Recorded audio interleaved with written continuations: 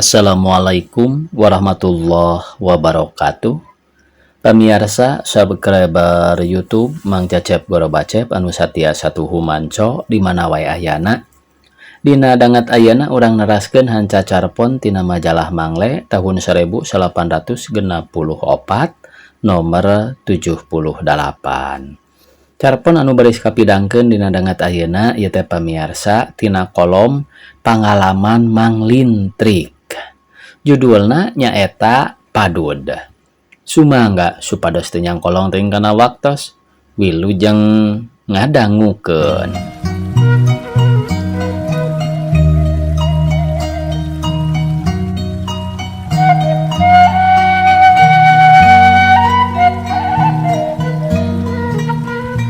Mang Lintrik mah sieun Abah keur mulangkeun penyiraman bae, puguh aya kahayangna kedalna ka Mang Lintrik. Tapi da ilahar pamenta nu kitu mah. Lain pamenta nu lain-lain. Abah nu ayeuna nincak 68 tahun hayang dipangmeulikeun padud ku Mang Lintrik. Ari Mang Lintrik saban balik ka lembur ngalongok Abah ngan mangga-mangga bae, tapi bari teu jeung sok lah nyeta atuh jurig poho tah nu kitu teh mah. Ari dibejakeun yen poho sok era, da Abah sok pok deui kieu. Meujeuhna ge Abah nu geus kudu pohoan mah da leuwih kolot. Sok asa dosa tungtungna mah eta ku teu pira pamentana, tapi nepi ka teu bisa nyaosan. Jiga nu teu merhatikeun, jiga nu teu ngestokeun omongan kolot sorangan, doraka mangkaning tah hukumna teh. Kahayang teh meungpeung Abah aya keneh wajar mun heug Mang Lintrik mulang tarima teu pira apan piraning ku padud sugan moal matak leleuweungan. Kumaha mun Abah kaburu eueuh? Euleuh boa-boa matak marakayangan unggal malam Salasa jeung malam Jumaah ngeleketek Mang Lintrik beri nagih padud. Boa teu kalis ku disadiaan sasajen jeung surutu sagede bedug embung da hayang padud. Cindekna sieun kapanasaranana teh dibawa ka akhirat.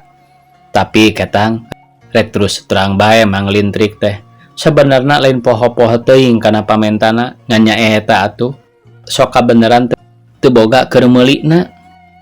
Ari rek ka lembur biasa teh bae ngan mawa saongkoseun, da maksud ge lain hayang ngalongok-longok teuing atawa perkara ngalongok mah nomor 2, nu penting mah rek menta beas. Nyucudnya hirup teh ngan nyuwolan rejeki kolot bae kawas anu teu mikir. Tapi sakali mangsa mah waktu Mang Lintrik rek indit ka lembur kabeneran aya leuwihna duit sajaba ti keur saongkoseun teh ras kana padud nu dipesen ku Abah teh kenceling indit ka toko, maksud teh rek ngalubarkeun anu jadi angan-angan ti bareto meuli padud keur Abah. Tumpat tempo kaunggal etalase ngilikan padud, da ari kahayang mah nafsu meureun hayang mere teh padud nu kualitetna hade saluyu jeung kualitet kanyaah hate Mang Lintrik ka Abah ka bapa sorangan.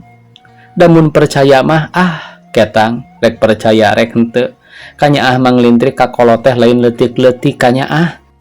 Ngan anu jadi soal da bohongan aya kalana kanyaah teh kudu digambarkeun ku rupa barang. Tah barang eta anu teu kadada kaduga ku Mang Lintrik teh. Maklum pangala di kota batan sakieu katambah ku peredna kahirupan.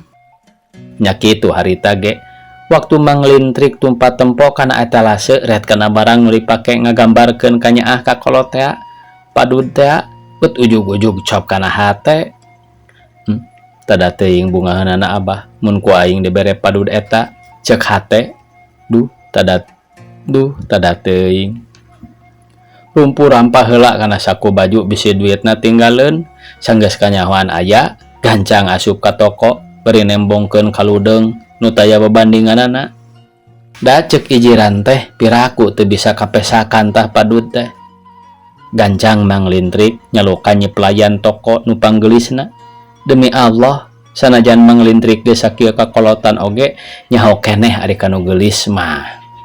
Kabeneran padud teh ngan kari hiji-hijina nyaeta anu dipajangkeun dina atalase teh meureun butitina ceuk hate tinggal batina. Jadi bisa ditawar.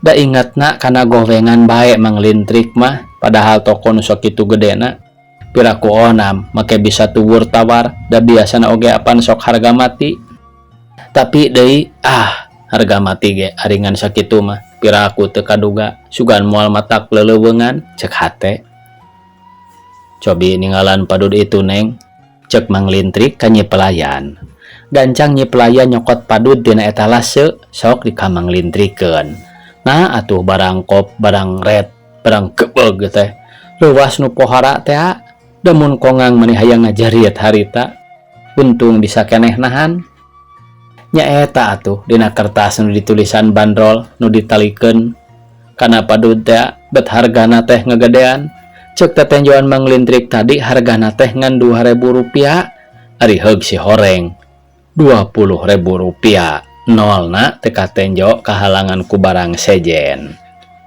Masya Allah kana nyamo sedih bae abah teh kumaha atuh bah da teu kabadag piraku ari kudu meuli padud di sisi jalan onaman dapan di lembur ge loba nu kitu mah tapi akhirna tambah ngali gincing teuing nya meuli we padud murah di sisi jalan dengan sakieu kadugana abah cek hate hayang nu leuwih ti kieu ge kumaha ari teu kaimbangan ku kakuatan sorangan